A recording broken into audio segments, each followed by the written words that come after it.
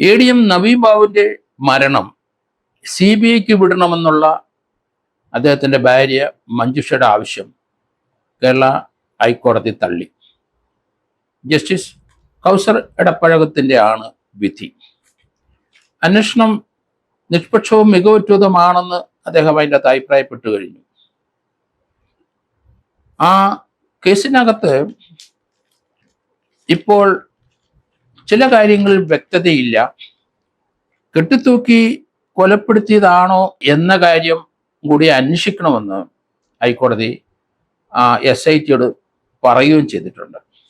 കാരണം അതിന് സമാനമായ അല്ലെങ്കിൽ അതിലേക്ക് പോകുന്ന തെളിവുകളൊന്നും മഞ്ജുഷ ഹാജരാക്കിയിട്ടില്ല എന്നുള്ളതാണ് അതിൽ നിന്ന് മനസ്സിലാകുന്നത്. അവർ കൊടുത്ത പ്രയറിനകത്ത് ഈ ആരോപണം അന്വേഷിച്ചെങ്കിലും അതിലേക്ക് നയിക്കാവുന്ന വിവരങ്ങളൊന്നും നൽകിയിട്ടില്ല.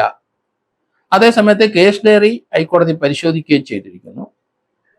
അതിന് കൃത്യമായ അന്വേഷണം ആണ് അവർ നടത്തിയിരിക്കുന്ന കേസ് ഡയറി എന്ന് ബോധ്യപ്പെടുന്നുണ്ട്. അതേസമയത്ത് അദ്ദേഹത്തിൻ്റെ അടിവസ്ത്രത്തിൽ കണ്ട ആ രക്തം അത് ഇൻക്വസ്റ്റിനകത്ത് കൃത്യമായി പറയുന്നുമുണ്ട്. എന്നാൽ പോസ്റ്റ്മോർട്ടം ചെയ്ത ഡോക്ടർ അതേപ്പറ്റി ഒന്നും സംസാരിക്കുന്നില്ല, മിണ്ടുന്നില്ല, അതേപ്പറ്റി കമൻ്റ് ഇല്ല. അതെങ്ങനെയാണ് ആ ബ്ലഡ് വന്നത് എന്നതിനെപ്പറ്റിയും വ്യക്തതയില്ല. ഏതായാലും ഈ അന്വേഷണത്തിൽ നവീൻ ബാബുവിൻ്റെ ഭാര്യ മഞ്ജുഷയ്ക്കും അവരുടെ കുടുംബക്കാർക്കും അവർക്ക് തൃപ്തിയില്ല. അവർ ഹൈക്കോടതിയുടെ ഈ നിരീക്ഷണത്തിനെതിരെ അവർ ഡിവിഷൻ ബെഞ്ചിലും അല്ലെങ്കിൽ സുപ്രീം കോടതിയിലും പോകാനുള്ള ശ്രമത്തിലാണ്.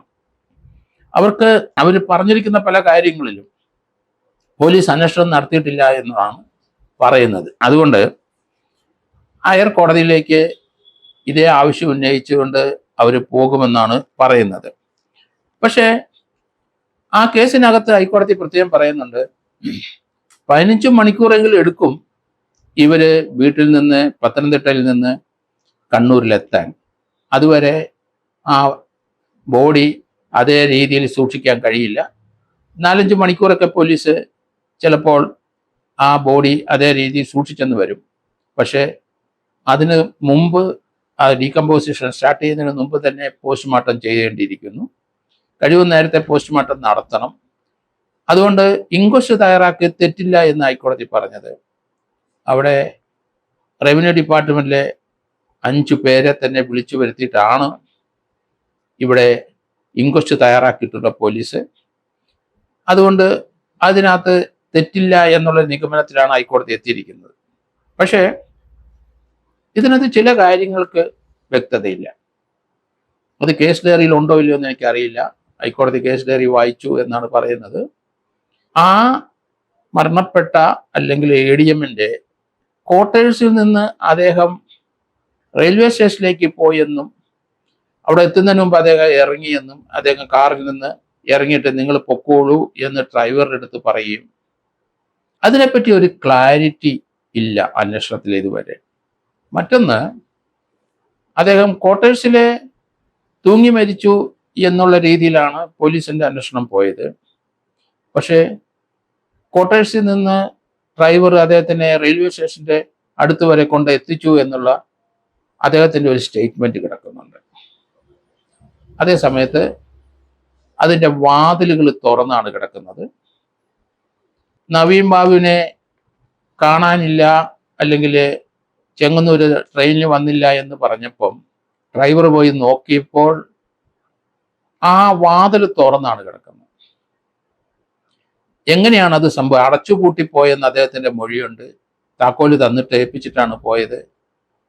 പിന്നെ എങ്ങനെയാണ് ആ വാതിൽ തുറന്നത്? ആരാണത് തുറന്നത്? അത് പൂട്ട് പൊട്ടിച്ചല്ലേ തുറക്കാൻ ഒക്കൂ? ഇങ്ങനെയൊക്കെയുള്ള 100 പ്രശ്നങ്ങൾക്ക് ഒരു പരിഹാരം കണ്ടെത്തിയിട്ടില്ല. പിന്നെ റെയിൽവേ സ്റ്റേഷനിൽ പരിസരത്ത് ഇദ്ദേഹത്തിനെ കണ്ടു എന്നൊക്കെയുള്ള രീതിയിലുള്ള CCTV ദൃശ്യം ഉണ്ടെന്നുള്ള കാര്യങ്ങളും പ്രചാരം സിദ്ധിച്ചിട്ടുള്ള കാര്യം നമുക്കറിയാം. പക്ഷെ അതിനൊന്നും പോലീസിന്റെ ഭാഗത്ത് നിന്ന് ആ കാര്യത്തിൽ ഒരു കൃത്യമായ മറുപടിയോ അന്വേഷണമോ ഫലമോ നമ്മൾ കാണുന്നില്ല. ഇദ്ദേഹം ക്വാർട്ടേഴ്സ് വിട്ടു പോയിരുന്നോ അത് ഒരാളുടെ മൊഴിയിൽ തന്നെയാണ് അത് നിലനിൽക്കുന്നത്. വഴിക്ക് ഇറങ്ങിയെന്ന് അദ്ദേഹം പറയുന്നു. ഒരാൾ സെൻഡ് ഓഫ് കഴിഞ്ഞ് അവിടെ നിന്ന് പോയ വ്യക്തി നേരെ വീട്ടിലേക്ക് പോകാൻ ആകാംക്ഷയോടെ ട്രെയിനിൽ ബുക്ക് ചെയ്ത് തൻ്റെ ബാഗുമായിട്ട് പോയെന്ന് പറയുന്ന ആ സ്റ്റേറ്റ്മെൻറ്റിന് എത്രത്തോളം വിശ്വാസ്യതയുണ്ട് എന്നുള്ള കാര്യം പോലീസ് ഇനി അന്വേഷിക്കണം.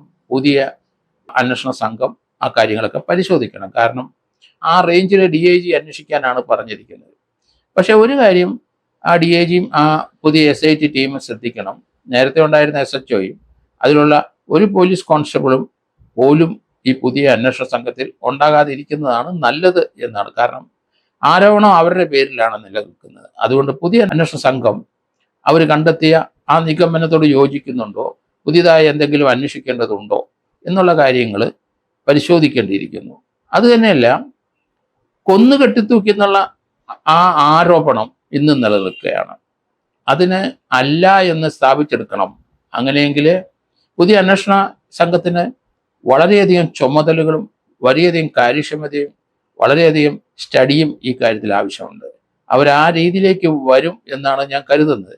വന്നില്ലെങ്കിൽ തീർച്ചയായിട്ടും ഇത് CBIക്ക് പോകാനുള്ള അടുത്ത നീക്കം ഉണ്ടാകും എന്ന് തന്നെയാണ് ഞാൻ കരുതുന്നത്.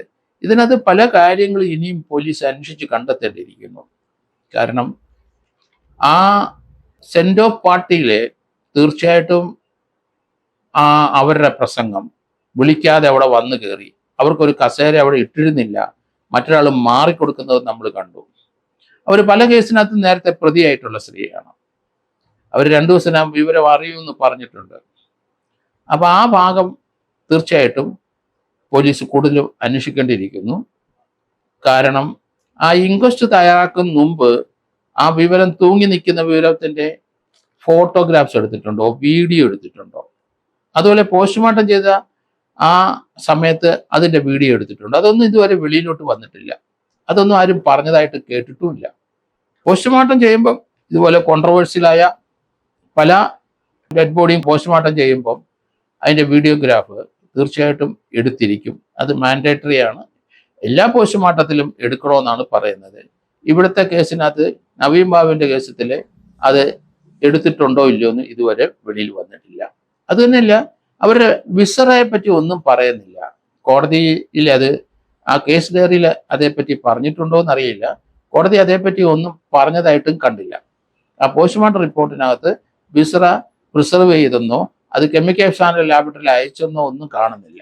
എന്തായാലും കോടതിയുടെ ആ ഒരു ശാസ്ത്രീയമായി കേസ് ഡയറി പരിശോധിച്ച ശേഷമുള്ള നിരീക്ഷണത്തിന്റെ അടിസ്ഥാനത്തിലാണ് കോടതി അന്വേഷണം മികവുറ്റതാണെന്ന് പറയാൻ കാരണം. പക്ഷേ അതിനകത്ത് അന്വേഷണം നടത്താതെ വിട്ടുപോയ വളരെ ഇമ്പോർട്ടൻ്റ് ആയ പല കാര്യങ്ങളും കിടക്കുന്നുണ്ട്. അതേപ്പറ്റിയൊക്കെ ADMന്റെ വൈഫിന്റെ അപേക്ഷയിൽ പറഞ്ഞിട്ടുണ്ടോ ഇല്ലയോ എന്ന് നമുക്കറിയില്ല.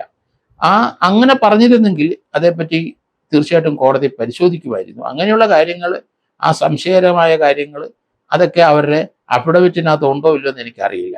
എങ്കിലും അന്വേഷണം മികവുറ്റതാണ് എന്ന് കോടതി അഭിപ്രായപ്പെട്ട സ്ഥിതിക്ക് ചില കാര്യങ്ങൾ തീർച്ചയായിട്ടും അന്വേഷണത്തിന്റെ പരിധി വന്നില്ല എന്നുള്ള ഉറപ്പാണ്.